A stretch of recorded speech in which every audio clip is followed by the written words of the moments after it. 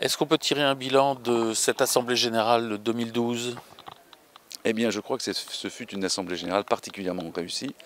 Ce n'est pas de l'autosatisfaction, simplement parvenir à réunir un samedi matin près de 300 personnes, 78 nationalités, une trentaine d'ambassadeurs, et plancher sur des thèmes aussi complexes que la coopération sud-sud et les rapports entre la francophonie et la latinité, c'était un défi. Nous l'avons relevé grâce à tous les participants. Bon, évidemment, il y avait l'aspect technique, la préparation qui était extrêmement longue, extrêmement difficile. Mais sur le fond, je crois que ce succès est dû à tous ceux qui étaient présents, tous les représentants de toutes les sections de l'Alliance francophone et tous les intervenants de très haut niveau dont vous avez sûrement gardé une copie des propos.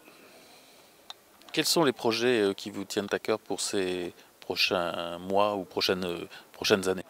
Eh bien, outre ceux qui ont été exposés par notre secrétaire général, Patrick Jacquin, tout à l'heure, qui a exposé le rapport moral en mon nom, nous avons un axe particulier, celui de nous implanter en Amérique du Sud, où nous avons beaucoup de sympathie, beaucoup d'amitié, mais pas vraiment de structuration au niveau de l'Alliance francophone.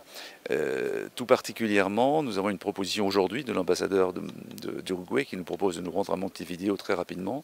Et nous avons également des projets en Argentine, où l'ex-ambassadeur en France d'Argentine, son Excellence Archibaldo Lanús, nous a demandé de bien vouloir structurer l'Argentine. Mais il y a également le Pérou, dont l'ambassadrice était présente ce matin, est intervenue ce matin. Et je pense que nous avons beaucoup de choses à faire dans ce domaine en matière d'Amérique du Sud. Dans l'immédiat et probablement au mois d'octobre, nous aurons une implantation structurelle au Maroc, qui est en cours et qui se déroulera, je pense, très vite maintenant, et qui nous permettra d'avoir un pied. Nous avions un pied, disons, d'amitié, de sympathie aussi, mais pas vraiment d'implantation. Nous avions le regretté Abdelawed Smili, qui était un des parrains de Sa Majesté le Roi, qui est décédé il y a maintenant 3 mois. Et nous avons maintenant le devoir de structurer autour d'une personnalité dont nous donnerons le nom peut-être un peu plus tard, qui est un grand responsable économique du nord du Maroc. Et nous travaillerons sur ce projet, car le Maroc, l'Espagne, la France, c'est un axe que nous devons réaliser très vite. On a l'impression que les 2 années 2010-2012 ont aussi été les années des conventions pour l'Alliance francophone. Oui, ce sont les années des conventions. Les conventions ont été nombreuses. Je pense qu'elles seront encore nombreuses parce que nous développons nos relations, nos projets relationnels avec toutes les opportunités en fonction de nos moyens, bien entendu, ce qui n'est pas toujours très facile parce qu'il faut trouver les moyens une fois qu'on a signé la convention.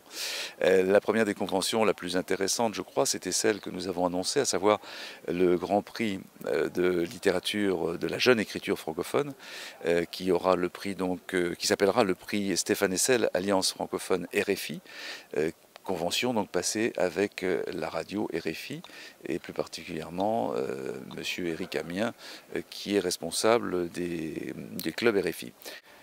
Nous avons également la convention avec le CEPROC qui va nous permettre à la fois de participer à la promotion professionnelle des personnes en difficulté, mais également de valoriser la gastronomie francophone. Et quel plus beau vecteur que celui-ci, celui de la gastronomie, pour valoriser la langue.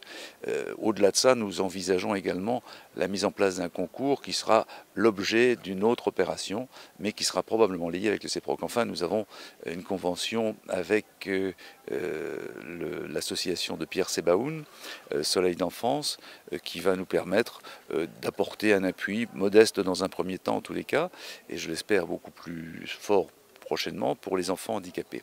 Et enfin, nous avons un grand projet qui est en fait le prolongement d'un de nos projets qui date de 10 ans, celui des UACO, les Universités africaines de la communication, que nous allons compléter par une association, tout au moins par un partenariat avec les Assises du journalisme de Jérôme Bouvier, qui est médiateur à Radio France, et qui nous permettra de faire venir en France des journalistes, les meilleurs jeunes journalistes des meilleures écoles africaines, et qui feront pendant une semaine, 2 semaines, 3 semaines un stage de formation dans les grands médias français.